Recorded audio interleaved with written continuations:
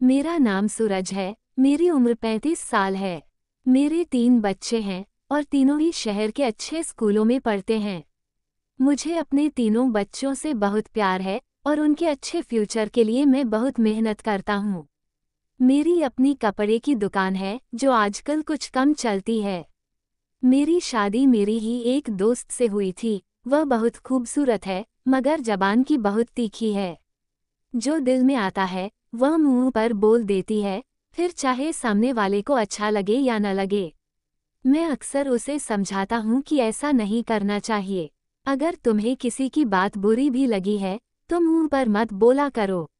लेकिन उसे मेरी बात समझ ही नहीं आती थी। वह कहती, मैं डरपोक नहीं हूँ, बहादुर हूँ, दूसरों के मुंह पर ही उनकी बुराई उन्हें बता देती हूँ। लेकिन मुझे उसकी यह आदत पसंद नहीं आती थी। अक्सर मैं उसकी इन बातों को नज़रअंदाज कर जाता था। उसकी इन हरकतों की वजह से आजकल मैं उससे कुछ खींचा खींचा सा रहने लगा था। कम से कम इंसान को बोलने से पहले बात का ख्याल तो रखना चाहिए कि सामने वाले को उसकी बात बुरी भी लग सकती है।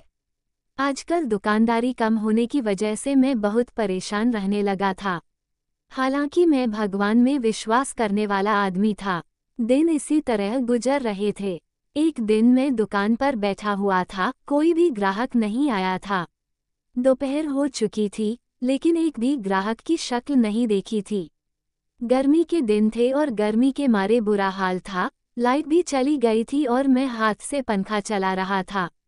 मेरी नज़र सामने वाली कपड़े की दुकान पर जमी हुई थी, जहां एक के बाद एक ग्राहक आ रहे थे और ढेरों खरीदारी करके जा रहे थे। ऐसा नहीं था कि मेरी दुकान छोटी थी या कपड़ा अच्छा नहीं था। मेरे पास हर तरह का कपड़ा मौजूद था, लेकिन फिर भी लोग मेरे पास कम ही आते थे। मैं अभी उस दुकान पर नजरें जमाए बैठा हुआ था, तब अचानक एक तरफ से एक भिखारिन आकर मेरी दुकान के सामने खड़ी हो गई और हाथ फैलाकर मुझसे कुछ मांगने लगी। मगर मेरा ध्यान तो सामने वाली दुकान की तरफ ही था। मेरे दिल ने एकदम से भगवान से शिकायत कर दी, मेरी दुकान पर आखिर कोई क्यों नहीं आता। तभी उस भिखारिन ने ऊंची आवाज में कहा, बाबूजी, मुझे कुछ कपड़ा दे दो। उसकी तीखी और तेज आवाज सुनकर मैं चौंक कर उसे देखने लगा और देखता ही रहा।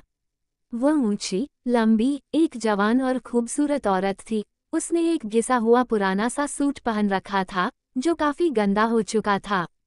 पाँव में पुरानी सी चप्पल थी, जबकि उसके गोरे रंग पर नाक में एक लौंग भी दमक रही थी, जो उसके गोल चेहरे पर बहुत खूबसूरत लग रही थी। चेहरे पर जगह जगह मिट्टी भी लगी हुई थी, फिर भी वह अच्छी लग रही थी।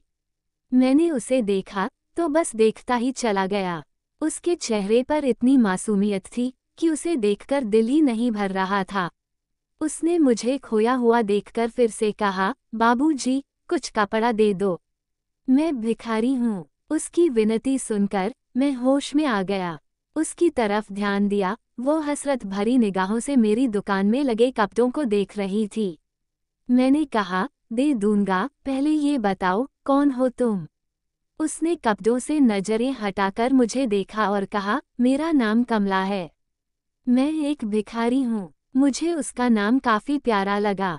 मैंने फिर से पूछा, कहाँ से आई हो। उसने बताया, यहाँ से कुछ दूर एक वीरान जगह पर मेरा बसेरा है। वहाँ पर झोपड़ी में रहती हूँ। मैंने सुनकर सर हिला दिया और एक खूबसूरत सा सूट उसे निकाल कर दे दिया, ये लो। कपड़े लेकर वह बहुत खुश हुई और अपनी थैली में डाल दिया। धन्यवाद बाबूजी। उसने मेरे द्वारा दी गई चुन्नी को अपने सर पर डाल लिया था। कहने लगी, मैं अच्छी लग रही हूँ ना। वह सच में ही उस चुन्नी में बहुत प्यारी लग रही थी। मैंने कहा, हाँ, अच्छी लग रही हो। उसने दोबारा से मेरा धन्यवाद किया। उसने वो कपड़े पैक करके थैली में डाले और मुंह ही मुंह में कुछ गुनगुनाती हुई दुकान से निकलकर अपने रास्ते पर चली गई। मैं अभी तक उसकी गुनगुनाहट और चेहरे पर छाई खुशी में खोया हुआ था। अभी उसे गए 5 मिनट ही हुए थे कि एक औरत कपड़े लेने आ गई। मैंने उस भिखारी को निकाल दिया और उस औरत को कपड़े दिखाने लगा। अभी मैं उस औरत से फ्री हुआ था कि 2-3 औरतें और आ गई और कपड़े देखने लगी। फिर यह सिलसिला चल निकला। अभी पहला ग्राहक जाता नहीं कि दूसरा भी आ जाता। फिर सारा दिन यही हाल रहा। मेरी दुकान पर ग्राहक बढ़ते ही जा रहे थे। एक एक ग्राहक कम से कम 10 सूट खरीदता। अब मेरे पास इतना समय भी नहीं बचा था कि मैं बैठकर देखता कि सामने वाली दुकान पर कितने ग्राहक आते हैं और कितने गए। सारा दिन मेरे पास ग्राहकों की लाइन लगी रही। शाम तक मेरे सारे कपड़े बिक चुके थे। आज पहली बार इतने ग्राहकों को निपटाकर और लगभग खाली दुकान को देखकर हैरान रह गया कि आज ये सब कैसे हो गया। एक ही दिन में इतने ग्राहक आए और सारी दुकान खाली हो गई। मैंने सारे पैसों को इकट्ठा किया और उन पैसों से ढेर सारे कपड़े खरीदकर अपनी दुकान फिर से भर ली। बाकी बचे हुए पैसों को घर लेकर आया और अपनी पत्नी को जाकर यह सब बताया, जिस पर वह भी बहुत खुश हुई और भगवान का धन्यवाद किया। अगले दिन रूटीन के मुताबिक मैं फिर से दुकान पर पहुंचा और ग्राहकों का इंतजार करने लगा। लेकिन उस दिन फिर से वह भिखारी सबसे पहले मेरी दुकान पर आ खड़ी हुई। लेकिन मैं ये देखकर हैरान हो गया कि उसने कल वाला ही वही गंदा सा सूट पहन रखा था, हालांकि कल मैंने उसे एक नया सूट दिया था। फिर भी वह वही गंदा पुराना सूट पहनकर आ गई थी, लेकिन वह मुझे अच्छी लगने लगी थी और उसको देखते ही मुझे अपना दिल हल्का सा महसूस होता था। उसने कल की तरह आज फिर कहा, बाबू मुझे कपड़े दे दो। वह इतने नर्म और प्यारे शब्दों में मुझे कपड़े मांगती थी कि मैं मना ही नहीं कर पाता था। ऊपर से उसका हसीन चेहरा मुझे इनकार करने ही नहीं देता था। मैंने आज भी बिना कुछ कहे उसे कपड़े दे दिए। आज उसने फिर मेरे द्वारा दी गई चुन्नी को अपने सर पर डाल लिया था। नीले रंग के कपड़े थे और चुन्नी भी नीले ही रंग की थी। यह उसके गोरे रंग पर बहुत ही खिल रहा था। उसने फिर पूछा, साहब अच्छी लग रही हूँ ना? मैंने कहा, हाँ बहुत अच्छी लग रही हो। मेरी बात सुनते ही वह झट से कपड़े उठती हुई दुकान से बाहर निकल गई और मैं देर तक उसे जाता देखता रहा। उसके जाने के बाद आज फिर से मेरी दुकान पर ग्राहकों की भीड़ लग गई थी। मैं दिन भर उनमें बिजी रहा। एक के बाद एक ग्राहक आता ही गया। मैं थक गया था। तभी दोपहर के खाने का समय हो गया, मगर अभी भीड़ थी कि कम होने का नाम नहीं ले रही थी। मैंने सोचा कि अकेले तो मैं संभाल नहीं पाऊंगा, तो कोई लड़का काम पर रख लेता हूँ। उस दिन भी मेरी सोच से कहीं ज्यादा आमदनी हो गई थी। मैं बहुत खुश था। उसी शाम मैंने एक लड़के को अपनी दुकान पर काम करने के लिए रख लिया। मैंने उसे बोला कि मैं महीने की तुम्हें सैलरी भी दूंगा। वह राजी हो गया। इस तरह वह लड़का मेरी दुकान पर काम करने लगा। जिंदगी रूटीन के मुताबिक गुजरती रही और मेरी दुकान दिन ब दिन तरक्की करती गई। लेकिन इस बीच वह भिखारिन भी रोज आती है और मुझे फ्री में कपड़े लेकर चली जाती, लेकिन मैंने कभी उसे नए सूट पहने हुए नहीं देखा था जो मैंने उसे दिए थे। उनमें से उसने एक भी सूट नहीं पहना था, बल्कि हमेशा वही अपना गंदा पुराना सूट पहनकर ही आती थी। एक दिन मैंने उससे पूछा भी कि क्यों कपड़े नहीं पहनती जो मैं तुम्हें देता हूँ। वो हंसकर टाल देती और फिर मुझसे नए कपड़े लेकर चली जाती। मैं भी उसकी खूबसूरती से बहुत इम्प्रेस था, उसे इनकार ही नहीं कर पाता था। इस बात का मैंने अपने घर पर कोई जिक्र नहीं किया था और ना ही अपनी पत्नी को उस भिखारिन की बात बताई थी। मुझे पता था कि यह बात सुनते ही मेरी पत्नी मुझे लेक्चर देने लग जाती कि उसे फ्री में कपड़े क्यों देते हो, और फिर मुझसे कहती कि आगे से कपड़े मत देना। वह भिखारी रोज पुराने कपड़ों में आती है और मुझसे नया सूट लेकर चली जाती, लेकिन उसके जाते ही मेरी दुकान पर ग्राहकों की भीड़ लग जाती। सर खुजाने की भी फुर्सत नहीं मिलती थी। मेरी दुकान ने इस समय बहुत ही तेजी से तरक्की की थी। अब मेरे घर में पैसे की रेल पेल होने लगी थी। मुझे बहुत हैरत होती कि उस भिखारिन के आने से ही मेरी दुकान पर ग्राहकों की भीड़ क्यों लग जाती थी। पहले तो कभी ऐसा नहीं हुआ था कि मेरी दुकान पर इतने ग्राहक आते हों, बल्कि मैं तो हर समय खाली बैठा रहता था और सामने वाली दुकान को देखता रहता था, जहां हर समय भीड़ लगी रहती थी। मैं इसी लालच में उस भिखारिन को रोज नए कपड़े दे देता था, लेकिन अब मुझे उस पर शक होने लगा था। कुछ सोचकर मैंने इस मामले के बारे में पता लगाने की सोची कि आखिर पता तो करूं कि सबके पीछे कारण क्या है। और फिर एक दिन जब वह मेरी दुकान पर आई और बोली, बाबू मुझे नए कपड़े दे दो, मैंने उसे एक नया सूट निकालकर उसकी तरफ बढ़ा दिया। लेकिन जैसे ही उसने सूट लेने के लिए हाथ बढ़ाया, मैंने उसका हाथ पकड़ लिया। मैंने उससे कहा, पहले मुझे ये बताओ कि तुम कौन हो और इन कपड़ों का क्या करती हो, उसके बाद ही मैं तुम्हें कपड़े दूंगा। मेरी बात सुनकर वह परेशान हो गई और बोली, मैं पहनती हूँ। मैंने थोड़ा गुस्सा होकर कहा, मैंने तो तुम्हें कभी नए कपड़े पहने नहीं देखा, बल्कि तुम तो हमेशा इन्हीं गंदे और फटे पुराने कपड़ों में रहती हो। वह कहने लगी, बाबू, मैं अपनी शादी के लिए उन कपड़ों को इकट्ठा कर रही हूँ। उसकी यह बात सुनकर मुझे लगा शायद वह सच कह रही है। तभी खामोशी से कपड़े उसकी तरफ बढ़ा दिए। वह कपड़े लेकर बाहर चली गई। लेकिन मैंने भी उसकी सच्चाई जानने के बारे में ठान लिया था। मैंने अपने दुकान पर काम करने वाले लड़के को दुकान पर बिठाया और फिर मैंने अपनी जीन्स और शर्ट उतारकर अपनी ही दुकान से एक नया कुर्ता पजामा निकालकर पहना और चेहरे पर मास्क पहन लिया। मेरे साथ काम करने वाला लड़का मुझे इस तरह हुलिया बदलते देखकर चौंक गया और पूछने लगा कि मैं ये सब क्यों कर रहा हूँ, मगर मैंने उसके सवाल का कोई जवाब नहीं दिया और उसे दुकान का ख्याल रखने का कहकर दुकान से बाहर निकल आया। मैंने दाएं तरफ देखा तो वह मुझे दूर जाती नजर आई थी। मैं तेजी से अपने कदम उसके पीछे बढ़ाया। रास्ते में एक जगह रुककर लोगों से पैसे मांगती थी, किसी से खाने की चीज मांगती और किसी से जरूरत की कुछ और चीज और फिर अपना थैला भरती। वह आगे बढ़ जाती। मैं लगातार छुपकर उसका पीछा कर रहा था ताकि सब कुछ मालूम कर सकूं। अभी तक उसको मुझ पर कोई शक नहीं हुआ था क्योंकि मैंने खुद का हुलिया बदल लिया था। मैं अभी कुछ ही दूर था उससे जब उसको एक बच्चे के पास जाते देखा। उसने अपना थैला रखकर बच्चों से थोड़ी बातें की और फिर उनके बाल सहलाए, एक बार फिर आगे बढ़ गई। वह पैदल ही जा रही थी, तो मुझे भी पैदल ही उसके पीछे जाना पड़ा। आधा घंटा लगातार पैदल चलने के बाद वह एक वीरान सी जगह पर आ गई थी, जहां ज्यादा आबादी नहीं थी बल्कि आबादी ना होने के बराबर थी। यहाँ कुछ झोपड़ियाँ बनी हुई थी और वह भिखारिन उन्हें झोपड़ियों की तरफ जा रही थी। जितनी भी झोपड़ियाँ बनी हुई थी एक दूसरे से काफी फासले पर बनी हुई थी और सब झोपड़ी के आगे पर्दा लगा हुआ था, जिसकी वजह से झोपड़ी के अंदर देख पाना मुश्किल था।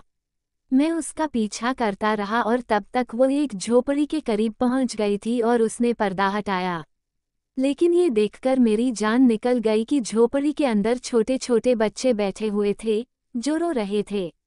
उनके साथ एक कम उम्र लड़की भी थी, जो उन बच्चों को चुप करवाने की कोशिश कर रही थी।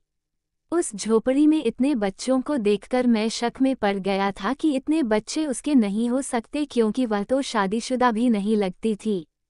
तो इसका क्या मतलब था? क्या वह भी कोई बच्चा चोरी करती थी? यकीनन उसने इन सारे बच्चों को चुराया होगा और अब उनको अपने कब्जे में कर रखा होगा। या तो यह इन बच्चों के बदले उनके माँ बाप से पैसे लेगी या फिर इनको अपने साथ भीख मांगने के धंधे पर लगा देगी और फिर पैसे कमाएगी। या फिर यह भी हो सकता है कि यह बच्चों को गैर कानूनी तरीके से बेच देती हो। ये सारी बातें मेरे दिमाग में आने लगी थी और अब मुझे उस भिखारिन से हमदर्दी होने पर खुद पर अफसोस हो रहा था। मैं खुद को कोस रहा था कि उसकी मासूम और खूबसूरत शक्ल देखकर मैं पिघल गया और उसे इतने समय से फ्री में कपड़े देता रहा। मैं एक पेड़ के पीछे छिपा खुद को कोस रहा था जबकि मेरी नजरें सामने भी कान पर ही टिकी हुई थी, जो उस कम उम्र लड़की से कुछ कह रही थी। वो लड़की सर हिलाती उसे कुछ बता रही थी। बच्चे लगातार रो रहे थे, जिसकी वजह से उस भिखारी ने अपने थैले में से सबको फल निकाल कर दिए। सारे बच्चे लगभग 3 से लेकर 10 साल तक के थे। मैं अभी उसी को देख रहा था जब साथ वाली झोपड़ी का पर्दा हटा और वहां से एक बूढ़ी औरत बाहर आई। पर मैंने देखा वहां भी 8 से 10 बच्चे नजर आए और सब 9-10 या तकरीबन 12 साल के थे, जिनमें लड़के और लड़कियां दोनों थे। वो औरत अब इस भिखारिन के पास जाकर हाथ हिला हिलाकर कुछ कह रही थी, जिस पर भिखारिन भी कुछ बता रही थी। अब मुझे घबराहट होने लगी थी और घबराहट की वजह से मेरा शरीर पसीना पसीना होने लगा था। मुझे लग रहा था कि यह तो उसका पूरा गिरोह है और इनका ये बच्चों वाला बिजनेस दूर दूर तक फैला हुआ है। इतने सारे बच्चों को इसने कैद करके रखा हुआ है। मैं वहां से वापस अपनी दुकान पर आ गया और कपड़े बदलकर गहरी सांस भरकर खुद को रिलैक्स करने लगा। वो सब कुछ देखकर मेरा दिमाग हिल गया था और समझ नहीं आ रहा था कि क्या करूं। मैंने काम करने वाले लड़के को छुट्टी दी और दुकान बंद करके घर आ गया। बार बार मेरी नज़रों के सामने उन मासूम और रोते हुए बच्चों के चेहरे घूम रहे थे जो उस भिखारिन की कैद में थे। ना जाने वह उनके साथ क्या करने वाली थी, ये सोचकर ही मेरा शरीर कांप रहा था। मैंने अपने बच्चों से भी कोई बात नहीं की थी, वरना पहले मैं आते ही अपने बच्चों से बातें करता था और उनके साथ कुछ देर खेलता था। मेरी परेशानी को मेरी पत्नी भी भांप गई थी। मुझे यूं चुप देखकर मेरी पत्नी ने पूछा, क्या हुआ है? इतने परेशान क्यों हो? पहले तो ऐसे कभी परेशान नहीं हुए। पहले तो मैंने टाल दिया कि कोई बात नहीं, लेकिन जब वह जिद पर आ गई तो सब कुछ बता दिया, सिवाय इस बात के कि मैं उसे रोज नए कपड़े देता था। अगर मैं उसे यह बात बता देता तो वह मुझे बेवकूफ़ समझकर समझने लग जाती कि आखिर तुमने ऐसा क्यों किया, फ्री में इतने सारे कपड़े क्यों दिए। मेरी सारी बात सुनकर वह भी सोच में पड़ गई थी कि यह मासूम बच्चों की जिंदगियों का सवाल था। अचानक उसने कहा कि इस सब का हल सिर्फ यह है कि पुलिस को सब कुछ बता दिया जाए, ताकि वह खुद ही बच्चों को उस भिखारिन से छुड़ा सके और उन्हें उनके माँ बाप तक पहुँचा सके। इस तरह आपकी टेंशन भी खत्म हो जाएगी और बच्चे भी अपने माँ बाप के पास पहुँच जाएंगे। अपनी पत्नी की बात सुनकर मैं सोच में पड़ गया था। कह तो वह ठीक रही थी। यहाँ बात एक दो बच्चों की नहीं, बल्कि 20-25 बच्चों की थी, जो उस भिखारिन की कैद में थे और अपने माँ बाप से दूर तड़प रहे थे। एक अकेला मैं उस भिखारिन से नहीं लड़ सकता था और फिर उसके पूरे गिरोह को पकड़ना बहुत मुश्किल काम था। पुलिस ही सारे मामले को अच्छे से हैंडल कर सकती थी। अगर मैं अकेला ही इस मामले में पड़ता तो शायद मैं खुद भी इस मामले में फंस सकता था। अपनी पत्नी की बात पर सोच विचार करके मैं इस नतीजे पर पहुंचा कि यह मामला पुलिस तक ही जाना चाहिए। अगले दिन भिखारिन सूट लेने आई तो मैंने बिना कुछ कहे सूट उसे दे दिया। फिर काम वाले लड़के को दुकान पर बिठाकर मैं पुलिस स्टेशन की तरफ रवाना हुआ। पुलिस स्टेशन पहुंचकर मुझे आधा घंटा इंतजार करना पड़ा और फिर इंस्पेक्टर के फ्री होने पर मैंने उसके पास जा पहुंचा। इंस्पेक्टर के पूछने पर मैंने सब कुछ बता दिया, जिसे सुनकर इंस्पेक्टर ने कहा कि वह खुद इस मामले को हैंडल करेगा। पुलिस वाले ने कहा कि तुम हमें बस उस जगह की लोकेशन बता दो या फिर हमारे साथ चलो। मैंने इंस्पेक्टर को उस जगह के बारे में बता दिया और कहा, मैं आपके साथ ही जाऊंगा ताकि सब कुछ अपनी आंखों से देख सकूं। मैं इंस्पेक्टर से कुछ देर और बात की और फिर वहां से निकल आया। रूटीन के मुताबिक काम निपटाए। शाम को इंस्पेक्टर का फोन आ गया कि वो इसी समय वहां रेड करने जा रहे हैं, ताकि जल्द से जल्द बच्चों को छुड़वाया जा सके और उनके माँ बाप तक पहुंचा जा सके। कहीं ऐसा ना हो कि उन्हें देर हो जाए और भिखारिन बच्चों को आगे कहीं पहुंचा दे। मैं उसी समय पुलिस थाने की तरफ रवाना हुआ और इंस्पेक्टर से जाकर मिला। इंस्पेक्टर पूरी तैयारी में था। 15 पुलिस वालों की टीम तैयार थी और फिर मेरे आते ही सब वीराने की तरफ रवाना हुए। रास्ते में वह मुझे मेरे बारे में भी पूछ रहा था कि मैं कौन हूँ, क्या करता हूँ। तो मैं भी बिना कुछ छुपाए उसे अपने बारे में सब कुछ बता दिया। इस बीच वह मुझे जुर्म करने वाले लोगों के बारे में भी बताता रहा कि कैसे लोग एक दूसरे के दुश्मन बनकर एक दूसरे को नुकसान पहुँचा रहे हैं। अपने अपने फायदे के लिए दूसरों को मारना, लूटना, उन्हें नुकसान पहुँचाना बहुत आम हो गया है। वह कहते हैं ना कि अपना काम बनता और भाड़ में जाए जनता। मैं पुलिस इंस्पेक्टर की बातों से सहमत था। बातों बातों में हम उस वीराने के पास पहुंच चुके थे। इंस्पेक्टर ने गाड़ियों को कुछ दूर ही रुकवा लिया था और अपने पुलिसकर्मियों को कहा कि झोपड़ियों को चारों तरफ से घेरने को बोल दिया। सारे पुलिसकर्मियों ने झोपड़ियों को चारों तरफ से घेर लिया। मैं गाड़ी के अंदर ही बैठा था क्योंकि पुलिस इंस्पेक्टर ने मुझे बाहर आने से मना कर दिया था कि बाहर आने में तुम्हें खतरा हो सकता है। ऐसा ना हो कि घर के लोग हमला कर दें, ऐसे में तुम्हारी जान को खतरा हो सकता है।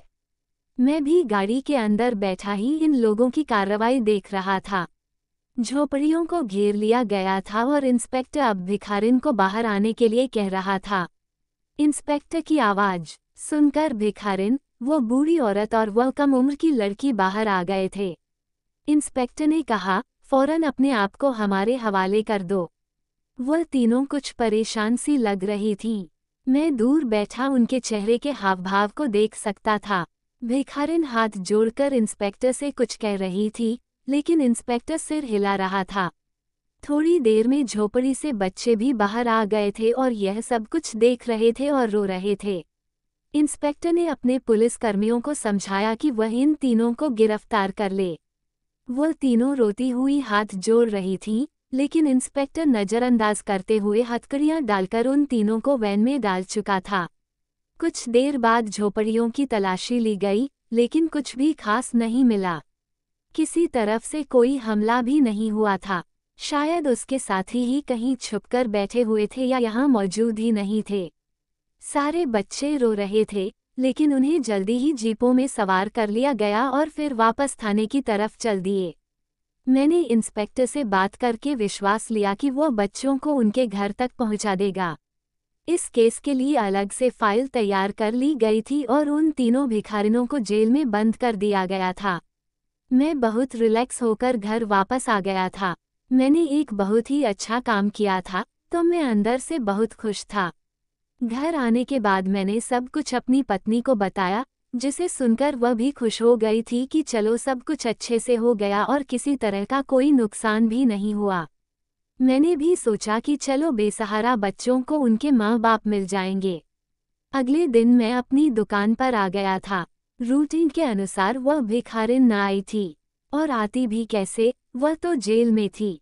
मैं भी सुकून से बैठा ग्राहक के आने का इंतजार कर रहा था, लेकिन 1 बज गए थे और कोई भी ग्राहक नहीं आया था। मैं सामने वाली दुकान की तरफ देखने लगा, जहां आज मेरी दुकान से भी ज्यादा भीड़ लगी हुई थी। दोपहर से शाम हो गई, मगर सिर्फ एक ग्राहक आया और सिर्फ एक सूट लेकर चला गया था। मैं कुछ परेशान हुआ क्योंकि एक बार भी फिर से वही स्थिति हो गई थी, जो उस भिखारिन के आने से पहले होती थी। अगले 2 दिन ऐसे ही निकल गए थे, मगर दुकान पर कोई भी ग्राहक आता ही नहीं था। कमाई बिल्कुल ना के बराबर हो गई थी।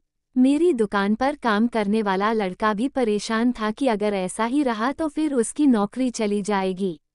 मैं भी परेशान था कि अगर ऐसा ही रहा तो मैं इस लड़के को काम पर नहीं रख पाऊंगा। भला मैं उसे सैलरी कहाँ से दूंगा? मैं सोच में पड़ गया था। भिखारिन न आती थी, तो मेरी दुकान पर भीड़ कम हो गई थी। अब तो मुझे ऐसा लगा जैसे मुझे उसकी बददुआ लग गई है। लेकिन वो मुझे बददुआ कैसे देती, उसे तो पता ही नहीं था कि उसका राज मैंने जाकर पुलिस को बताया है। मैं बहुत परेशान रहने लगा था क्योंकि दिन ब दिन मेरी दुकान पर जो लोग आते थे, वह भी आना बंद हो गए थे। मैं सारा दिन दुकान पर मक्खियों मारा करता था और ग्राहकों का इंतजार करता रहता। मैं अपनी पत्नी को अपनी परेशानी बताई, तो वो भी चिंता में पड़ गई थी, लेकिन इसका हल तो उसके पास भी नहीं था। हम ग्राहकों को जबरदस्ती तो अपनी दुकान पर नहीं ला सकते। एक दिन ऐसे ही मैं इंस्पेक्टर को फ़ोन कर उसे भिखरन के बारे में पूछा, तो उसने बताया कि वह अपना मुंह खोलने पर राजी नहीं है। उसका यही कहना है कि वो सारे बच्चे उसके अपने हैं। उसके साथ उसकी एक बहन और बूढ़ी माँ है, और वह भी यही कहती है कि वो सभी बच्चे उनके अपने हैं। उन्होंने कहीं से भी चोरी नहीं की है, ना ही वह बच्चों को मांगने पर मजबूर करते हैं और ना ही वह बच्चों को बेचते हैं। उनका संबंध किसी भी गिरोह से नहीं है। अदालत ने उन तीनों के खिलाफ सबूत इकट्ठा करने के लिए कहा है, लेकिन उनके खिलाफ कोई भी सबूत नहीं मिला। न ही उनकी झोपड़ियों से कुछ ऐसा मिला है जिससे ये साबित हो सके कि वो कोई इस तरह का काम करते हैं। इंस्पेक्टर के मुंह से ये सब सुनकर मैं हैरान रह गया। मैंने पूछा कि बच्चों का क्या हुआ? क्या उनके माता पिता नहीं मिले? वो तो गवाह दे सकते हैं कि वो उनके बच्चे हैं या नहीं। इंस्पेक्टर ने कहा कि इन बच्चों में से किसी के माता पिता का पता नहीं चल सका है। अखबार में भी ऐड दे दिया गया है, लेकिन अब तक कोई भी उनको लेने नहीं आया। और वह बच्चे बस रोते रहते हैं और कहते हैं कि उन्हें उनकी माँ के पास जाना है। मैंने हैरानी से पूछा कि माँ कौन है? इंस्पेक्टर ने बताया कि वह अपनी माँ यानी उसी भिखारन को कहते हैं, जिसके खिलाफ आपने कहा था कि यह बच्चों को कैद करके रखती है। उसी भिखारन को अपनी माँ कहते हैं। बूढ़ी औरत को नानी और उस कम उम्र लड़की को मासी कहते हैं। इस पर इंस्पेक्टर कुछ और भी बोल रहा था, लेकिन मैं तो इतनी सी बात सुनकर ही हैरान रह गया था कि आखिर यह सब हो क्या रहा है। मुझे कुछ भी समझ नहीं आ रहा था। मैंने फ़ोन बंद कर दिया। कुछ तो अजीब था जो हमारी आंखों से छुपा हुआ था। अब तो मेरे दिल ने भी कहना शुरू कर दिया था कि मैं कहीं ना कहीं कुछ गलत कर दिया है। इस बारे में सोच सोचकर मेरा सिर दर्द करने लगा था, लेकिन कोई भी सिरा हाथ नहीं आ रहा था। बच्चों के लिए भी अखबार में ऐड दे दिए गए थे, लेकिन किसी ने भी अपना बच्चा नहीं कहा था और ना ही कोई बच्चे को लेने आया था। कुछ सोचकर मैं दुकान को काम वाले लड़के के हवाले किया और खुद थाने जा पहुंचा और सीधा इंस्पेक्टर से जाकर मिला, जो खुद इस मामले में उलझा हुआ था। मुझे देखते ही वह सीधा होकर बैठा, तो मैं भी उसके सामने जाकर बैठ गया। मेरे कुछ बोलने से पहले ही उसने कहा कि बच्चों का रो रो कर बुरा हाल है। वह सिर्फ अपनी माँ, नानी और मासी के पास जाना चाहते हैं।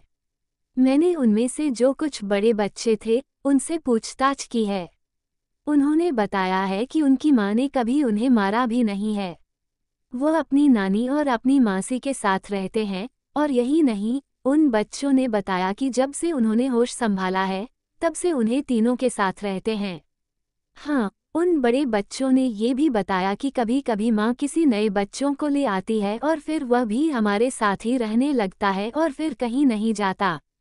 हमारी माँ बहुत अच्छी है। हमारे लिए खाने पीने, रहने का और कपड़ों की व्यवस्था करती है और हम सबसे बहुत प्यार करती हैं। कभी कोई बाहर का आदमी हमसे मिलने नहीं आता। इंस्पेक्टर की बातें सुनकर मैं और भी उलझ गया था। मैंने इंस्पेक्टर से पूछा कि इस सब का क्या मतलब है। इंस्पेक्टर ने कहा कि मुझे तो लगता है कि आपने जो कुछ बताया था, वह सिर्फ गलतफहमी है।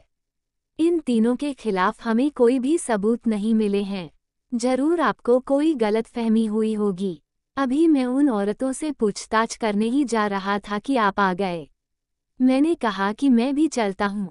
मैं इंस्पेक्टर के साथ उन तीनों औरतों के पास आ गया, जो एक ही जगह पर बंद थे। उन तीनों की हालत पर मुझे बहुत दया आई। साफ मतलब था कि लेडी इंस्पेक्टर ने उनसे सब कुछ उगलवाने के लिए उन पर हाथ साफ किया था। मुझे देखते ही वो खूबसूरत सी भिखारी जल्दी से मेरी तरफ लपकी थी और फिर सलाखों को थाम कर कहने लगी, बाबूजी, अच्छा हुआ कि तुम आ गए। मुझे पता था मेरा भगवान मेरे लिए किसी ना किसी को मेरा मददगार बनाकर जरूर भेजेगी, हमें बचाने के लिए, और देखो तुम आ गए। उसकी आंखों पर विश्वास की छड़ी पट्टी देखकर मैं शर्मिंदा हो गया। जिसे वह अपना मददगार समझ रही थी, वही तो असल में उसे यहाँ पहुँचाने का जिम्मेदार था। इंस्पेक्टर ने खामोशी से हमें देखा। मैंने पूछा कि तुम इतने सारे बच्चों को अपने पास क्यों रखती हो? आखिर यह बच्चे किसके हैं? उसने कहा कि यह सारे बच्चे मेरे हैं। मैंने थोड़ा गुस्से से कहा कि मैं जानता हूँ, तुम शादीशुदा नहीं हो और इतने बच्चे तुम्हारे नहीं हो सकते। उसने कहा, सगे नहीं तो क्या हुआ, मगर मैंने इन्हें पाला है तो यह मेरे ही बच्चे हुए। छोटी उम्र में ही मेरा बाप गुजर गया था। हम पहले भी झोपड़ियों में रहते थे और मांग मांग कर गुजारा करते थे। माँ बीमार पड़ गई तो मैंने यह अपना पैसा बना लिया क्योंकि अनपढ़ थी। कहीं कोई इज्जतदार नौकरी नहीं कर सकती थी। खुद को इतना मजबूत बना लिया कि कोई मर्द बुरी नज़र डालने से पहले डरता था। मैं गली गली भीख मांगती तो कई बच्चे मुझे बेसहारा मिल जाते थे, जिनके सर पर ना माँ का साया होता था और ना ही बाप का। ये सारे बच्चे सड़कों के किनारे सोते और मांग मांग कर खाते। कुछ बच्चे तो इतने छोटे होते हैं कि उनको पता भी नहीं होता था कि वह क्या कर रहे हैं, और कुछ बच्चे तो मुझे ऐसे मिले थे जो सिर्फ 1 या 2 दिन के थे। शायद किसी के पाप की वजह से इस दुनिया में आ गए थे और उसे कूड़े में फेंक दिया गया था। मैं उन बच्चों को उठा लाती थी और उन्हें पालती थी, उनकी देखभाल करती थी। ऐसे करते करते मेरे पास 203 बच्चे जमा हो गए। लोग बच्चों को खुद से दूर करते हुए ये भी नहीं सोचते कि यह कितना बड़ा पाप है। अनाथ बच्चों के रिश्तेदारों का फर्ज होता है कि वह इन अनाथ बच्चों की परवरिश करें। मगर आज के दौर में इंसानियत जैसे मर गई है। बच्चों के अनाथ होते ही उनके रिश्तेदार भी उन्हें भूल जाते हैं। आप इन बच्चों से खुद पूछ लो, मैंने इन बच्चों को पाला है। मेरी माँ ने और मेरी बहन ने पाला है। उस भिखारिन की बात सुनकर मैं शर्मिंदा हो गया कि मैं कितना गलत समझा था। इंस्पेक्टर ने अदालत में जमा करवाई रिपोर्ट वापस ले ली थी और उस भिखारिन की माँ, बहन और बच्चों को छोड़ दिया था। लेकिन अपने तौर पर कुछ समय तक उन पर नजर रखवाई थी, लेकिन सब कुछ वैसा ही था जैसा उस भिखारी ने कहा था। तभी इंस्पेक्टर ने कुछ लोगों के साथ मिलकर एक छोटी सी जगह पर एक मकान उनके लिए बनवा दिया था, जिसमें वह सारे बच्चों के साथ रहने लगी थी। वो मुझे और इंस्पेक्टर को ना जाने कितनी दुआएं देती। मैं भी उन बच्चों के लिए कपड़े और खाने पीने का सामान भेजता रहता था। और भगवान का करिश्मा फिर हुआ कि मेरी दुकान पर ग्राहकों की भीड़ बढ़ने लगी थी और उस इंस्पेक्टर की भी प्रमोशन हो गई थी। मुझे अब समझ आ गया था कि यह एक गरीब को दिए गए पुण्य का फल था। मैं भगवान का धन्यवाद किया कि समय रहते मुझे सारी सच्चाई पता चल गई थी। कहानी अच्छी लगी हो तो कृपया सब्सक्राइब जरूर करें और वीडियो देखने के लिए धन्यवाद। मिलते हैं अगले कहानी में।